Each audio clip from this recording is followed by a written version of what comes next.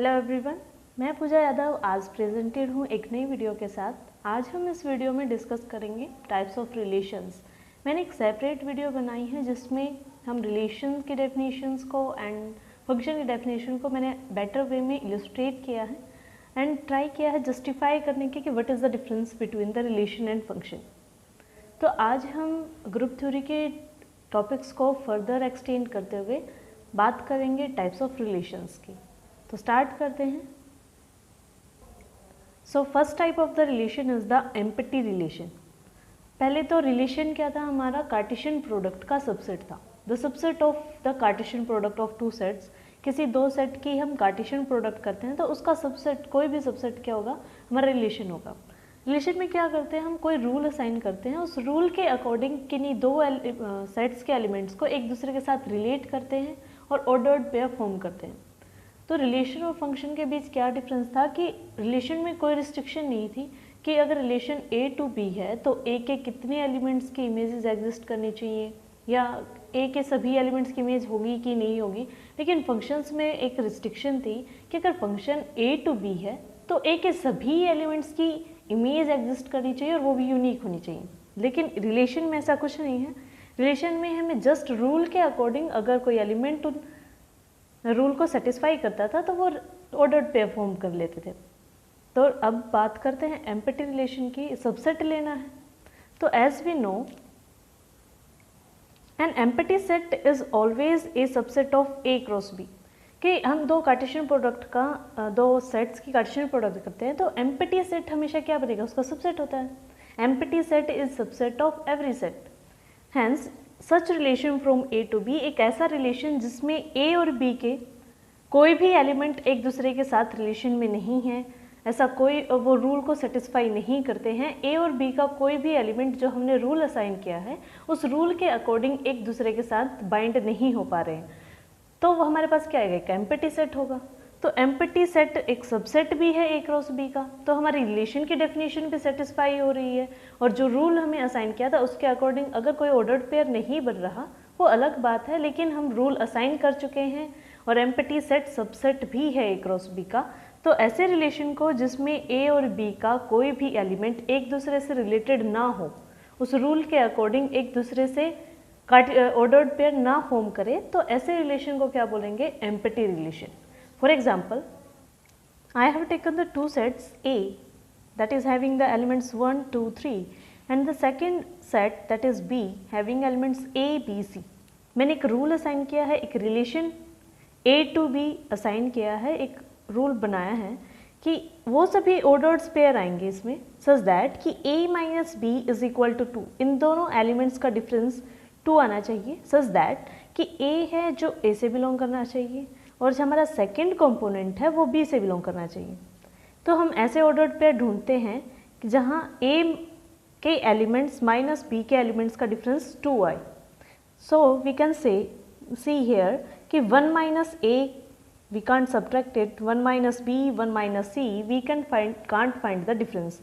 Similarly 2 minus A, 2 minus B, 2 minus C या 3 minus A, 3 minus B, 3 minus C, हम ऐसा कोई भी ऑर्डर्ड पेयर नहीं बना पाए ए टू बी कि A minus B is equal to 2। That means हमारे पास कोई ऑर्डर्ड पेयर नहीं आया है, लेकिन रिलेशन तो हम डिफाइन कर चुके हैं। तो ये रिलेशन क्या आएगा, एक एम्प्टी सेट आएगा and empty set is subset of every set. That means it is subset of A cross B. तो यहाँ रिलेशन की डेफिनेशन सेटिस्फाई हो रही है और जो रूल हमने असाइन किया था वो भी डिफाइन हो पा रहा है। तो इसलिए this one is the empty relation, वहाँ जहाँ रूल के अकॉर्डिंग ए और बी के एलिमेंट एक दूसरे के साथ ऑर्डर्ड पेयर ना फॉर्म कर पाए, एक दूसरे से रिलेट ना कर पाए, that is the empty relation. Second one is the universal relation, that is completely opposite to the empty relation. यहाँ एम्प्टी रिलेशन में कोई भी एलिमेंट ए का रिलेटेड नहीं था बी से। यूनिवर्सल रिलेशन में क्या होता है कि ए का हर एलिमेंट बी के हर एलिमेंट से कनेक्टेड है। यहाँ अगर मैं ये कहूँ कि 1 ए से भी, 1 का रिलेशन ए से भी है, बी से भी है, सी से भी है, फिर 2 का रिलेशन ए से, बी से, सी से और 3 का रिलेशन ए, बी, सी तीनों से है, तो इससे क्या आता है, हमारी ए क्रॉस बी कंप्लीट सेट आ जाएगा। हम ए क्रॉस बी भी क्या करते हैं, इसका एक एलिमेंट उठाते हैं, उसका तीनों के इसके सभी एलिमेंट्स के साथ रिलेशन करते हैं, सेकेंड एलिमेंट उठाते हैं, तीनों के साथ रिलेशन प्रूव करते हैं। तो ए क्रॉस बी यहाँ कंप्लीटली आ जाता है यूनिवर्सल रिलेशन में। ए और बी अगर दो सेट के बीच हम रिलेशन डिफाइन कर रहे हैं तो ए का हर एलिमेंट बी के हर एलिमेंट से, to every element of B, एक रिलेशन फॉर्म करता है, एक ऑर्डर्ड पेयर फॉर्म करता है। तो एज वी नो कि every set is subset of itself, हर सेट खुद का तो सबसेट होता ही है। So as A cross B is subset of A cross B, hence a relation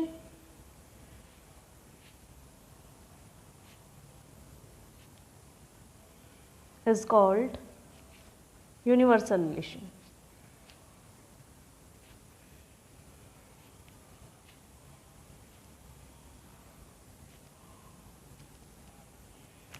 जहाँ A और B के हर एलिमेंट, A का हर एलिमेंट B के हर एलिमेंट के साथ रिलेटेड हो। For example, if I take an example, example से बेटर समझ में आता है। मैंने ए सेट को लिया, सेट ऑफ नेचुरल नंबर्स, और मैं रिलेशन डिफाइन कर रही हूँ ए और बी वो सभी ऑर्डर्ड पेयर आने चाहिए सच दैट बी मैं एक लेती हूँ सेट ऑफ नेचुरल नंबर्स ही, ए प्लस बी जो आए वो नेचुरल नंबर से ही बिलोंग करे, सच दैट कि ए बिलोंग करे कैपिटल ए से एंड बी बिलोंग करे बी से। Both are the set of natural numbers.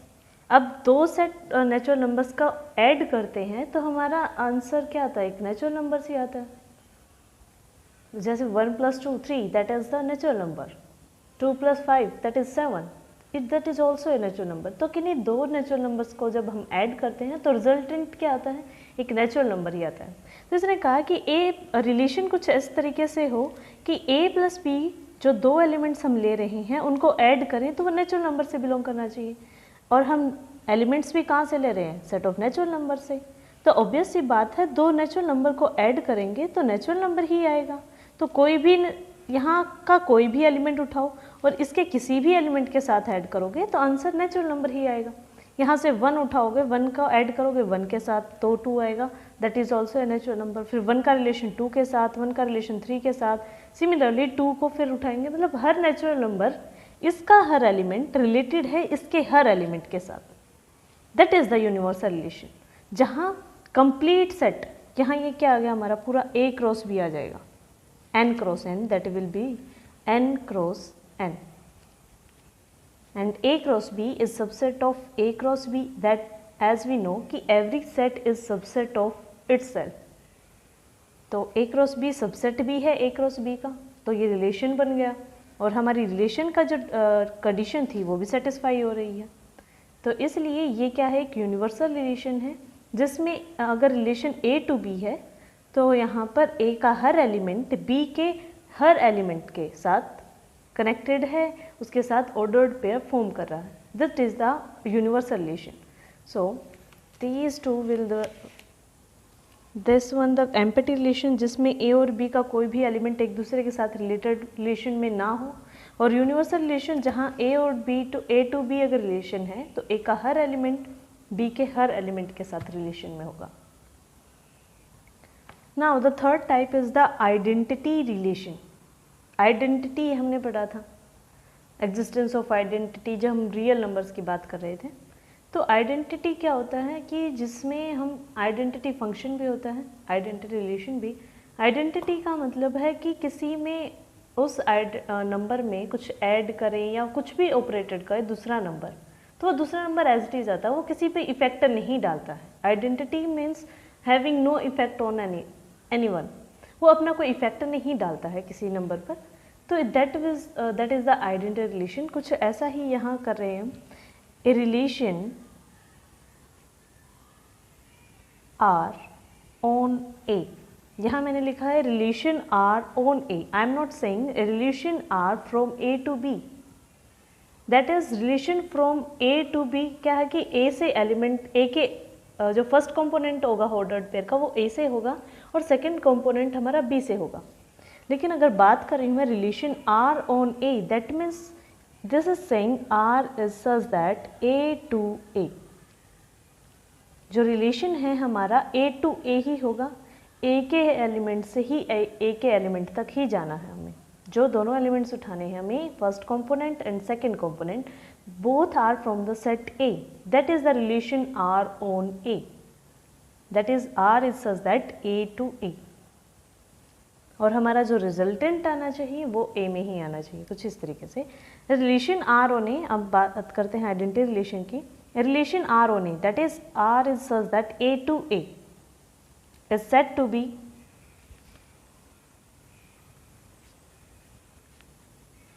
identity relation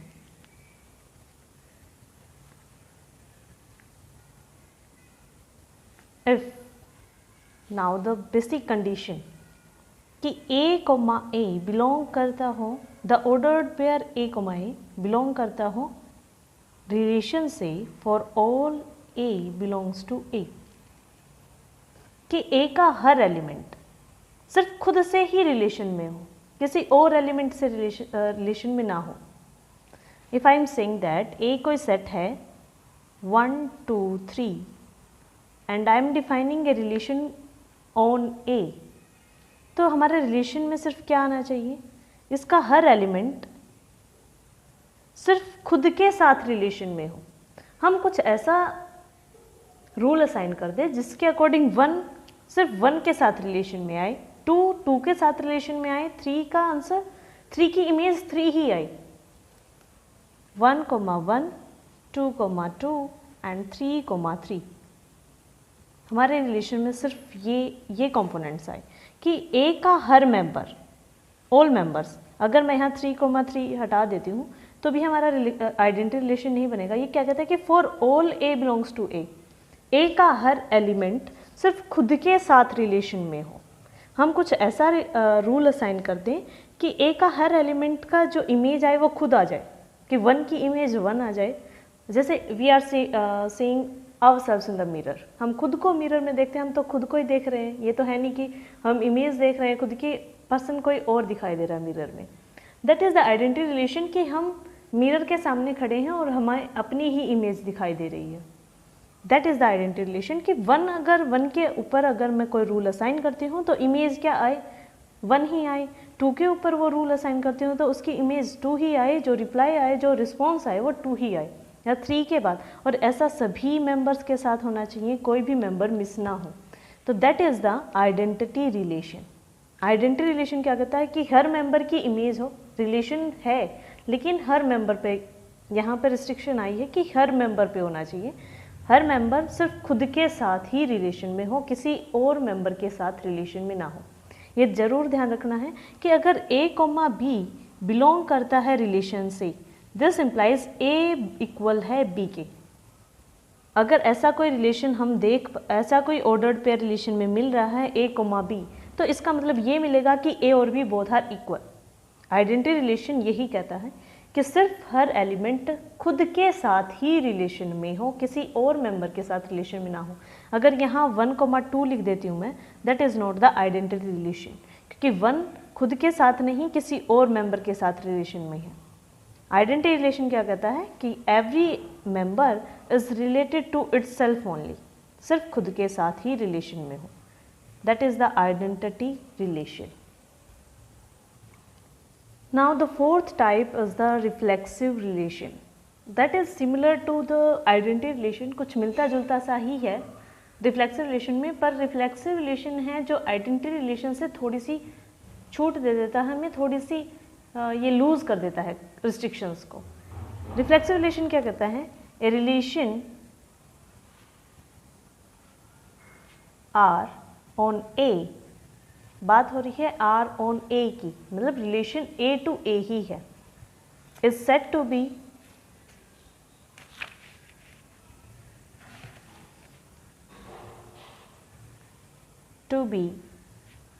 a reflexive relation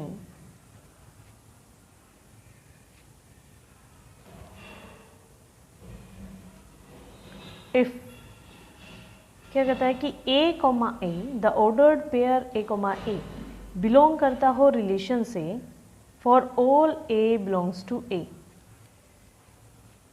बात तो वही है कि ए का हर एलिमेंट खुद के साथ रिलेशन में हो, लेकिन दूसरी कंडीशन, हमारी दूसरी कंडीशन क्या बोली थी आइडेंटिटी रिलेशन में,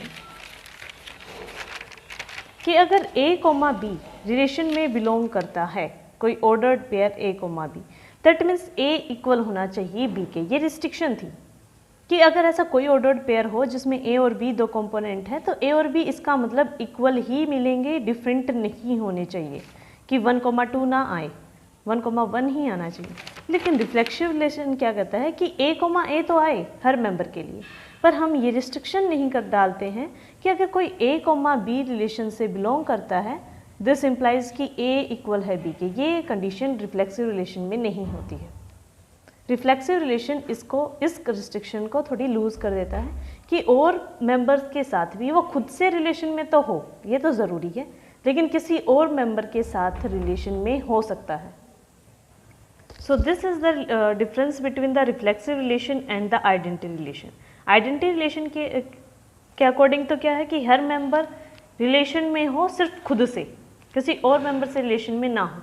लेकिन रिफ्लेक्सिव रिलेशन क्या कहता है कि वो खुद से तो रिलेशन में हो, ये तो ज़रूरी है, लेकिन वो किसी और मेंबर के साथ भी रिलेशन में हो सकता है।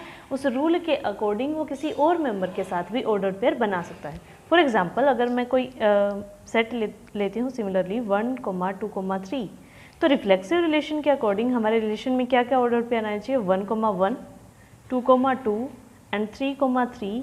और अगर इससे अलग मैं ये कहूँ कि 2,1 भी आ जाता है, आई वुड से कि 3,2 भी आ जाता है, ये दो ऑर्डर पेयर और आ जाते हैं, लेकिन हम इसे रिफ्लेक्सिव रिलेशन बोलेंगे।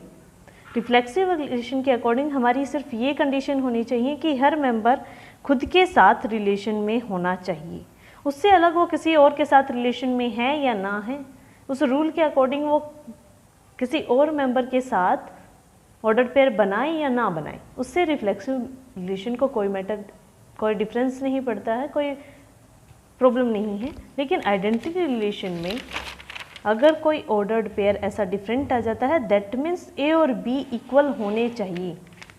अगर वो डिफरेंट हो जाते हैं तो हमारा आइडेंटिटी रिलेशन नहीं रहता है। एज 1,1, 2,2, 3,3 ये तीनों ऑर्डर्ड पेयर आए, आइडेंटिटी रिलेशन भी सेटिस्फाई हो रहा है, और रिफ्लेक्सिव रिलेशन की भी, तो ये रिफ्लेक्सिव रिलेशन भी है और आइडेंटिटी रिलेशन भी है, क्योंकि रिफ्लेक्सिव रिलेशन की डेफिनेशन के अकॉर्डिंग हर मेंबर खुद के साथ रिलेशन में होना चाहिए। ये डेफिनेशन कंप्लीट हो रही है, उससे आगे वो किसी मेंबर से ऑर्डर्ड पेयर बनाए या ना बनाए, उससे रिफ्लेक्शन रिलेशन को कोई इफेक्ट नहीं पड़ता। तो ये हमारा आइडेंटिटी रिलेशन तो है ही, रिफ्लेक्सिव रिलेशन भी है। लेकिन अगर बात करें रिफ्लेक्सिव रिलेशन के एग्जाम्पल की, ये रिफ्लेक्सिव रिलेशन की डेफिनेशन तो कंप्लीट कर रहा है कि 1,1, 2,2, 3,3 बिलोंग करता है रिलेशन में, लेकिन आइडेंटिटी रिलेशन की डेफिनेशन को सेटिस्फाई नहीं कर रहा है, क्योंकि उसके अकॉर्डिंग हर मेंबर सिर्फ खुद से रिलेशन में हो, किसी और से रिलेशन में ना हो। लेकिन यहाँ कोई और ऑर्डर्ड पेयर भी आ रहे हैं, तो ये रिफ्लेक्सिव तो है बट आइडेंटिटी नहीं है।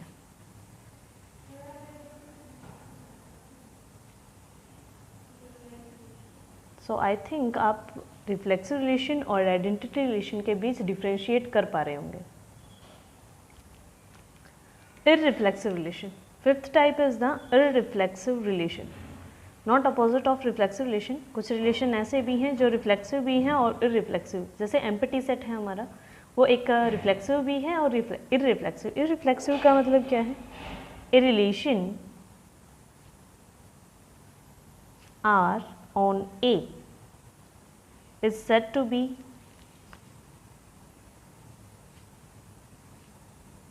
irreflexive relation if A, A, the ordered pair A, A does not belongs to R for all A belongs to A. A का कोई भी मेंबर खुद के साथ रिलेशन में नहीं होना चाहिए।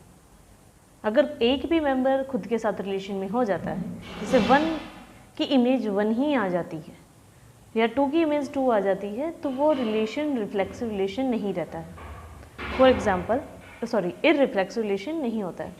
फॉर एग्जाम्पल मैंने कोई सेट लिया है ए सच दैट नेचुरल नंबर्स में से मैंने सिंगलटन 1 माइनस कर दिया। आई वो explaining why I am taking this one natural number -1 कि नेचुरल नंबर सभी हैं लेकिन 1 को छोड़कर बाकी सभी। और मैंने कोई रिलेशन डिफाइन किया कि वो सभी ऑर्डर्ड पेयर सच दैट कि GCD greatest common divisor of A, B is equal to 1। हमारे रिलेशन में वो सभी ऑर्डर्ड पेयर आएंगे कि जिसमें A और B का GCD हमारा 1 आए। तो हमारे अगर मैं यहाँ 1 ले लेती, पूरा सेट ऑफ नेचुरल नंबर्स ले लेती, तो हमारे 1,1 का GCD क्या आता है? 1 आता है। तो ये इस ऑर्डर्ड पेयर में बिलोंग कर जाता, इस रिलेशन को सेटिस्फाई कर देता और हमारा यहाँ 1,1 आ जाता और ये रिफ्लेक्सिव रिलेशन नहीं रहता। इररिफ्लेक्सिव रिलेशन बनाने के लिए, क्योंकि आगे हम 2,2 लें, उनका GCD क्या आएगा? 2 आएगा। 3,3 का GCD क्या आएगा? 3 आएगा। तो कोई भी ऑर्डर्ड पेयर हम उठाएंगे ऐसे इस तरीके से A, एक खुद का रिलेशन खुद के साथ, तो एलिमेंट का जो GCD है वो 1 नहीं आता है। दैट मीन्स हमारी कंडीशन सेटिस्फाई नहीं होती है ऐसे ऑर्डर्ड पेयर के लिए। ठीक है, तो जैसे हमारा 4,5 का GCD क्या आता है? 1। तो ये ऑर्डर्ड पेयर इस रिलेशन से बिलोंग करेगा। लेकिन ऐसे ऑर्डर्ड पेयर जहाँ जैसे 1,1 है, इसका GCD 1 आया था, ये बिलोंग कर जाता। लेकिन ऐसे ऑर्डर्ड पेयर का GCD 1 नहीं आ रहा है, इसलिए मैंने यहाँ 1 माइनस किया, क्योंकि अगर 1 माइनस कर देते that we are not having the 1 in this set. इस सेट में 1 है ही नहीं। तो GCD of A, B such that क्या आना चाहिए? 1 आना चाहिए। ऐसे ऑर्डर्ड पेयर आएंगे, ऐसे आएंगे, लेकिन A, A जैसे ऑर्डर्ड पेयर नहीं आएंगे। तो this relation is the irreflexive relation, जिसमें A, A जैसा कोई भी ऑर्डर्ड पेयर नहीं आएगा, कोई भी मेंबर खुद के साथ रिलेशन में नहीं होगा। और यहाँ 1 माइनस 1 को निकाल देने का मतलब यही था, क्योंकि 1 एक ऐसा सिंगल एलिमेंट है जिसका GCD खुद के साथ 1 ही आता है। बाकी किसी मेंबर का, किसी भी नेचुरल नंबर का GCD 1 नहीं आएगा खुद के साथ, इसलिए 1 को हटाया गया है। तो रिलेशन क्या है? इररिफ्लेक्सिव रिलेशन है, क्योंकि इस रिलेशन में कोई भी नेचुरल नंबर खुद के साथ रिलेशन में नहीं होगा, हमेशा ऐसे ही ऑर्डर्ड पेयर आएंगे। So this was the 5 types of the relation. I think it is enough in this video। बाकी टाइप्स हम नेक्स्ट वीडियोज़ में करते हैं। So thank you and like, share and subscribe the channel please.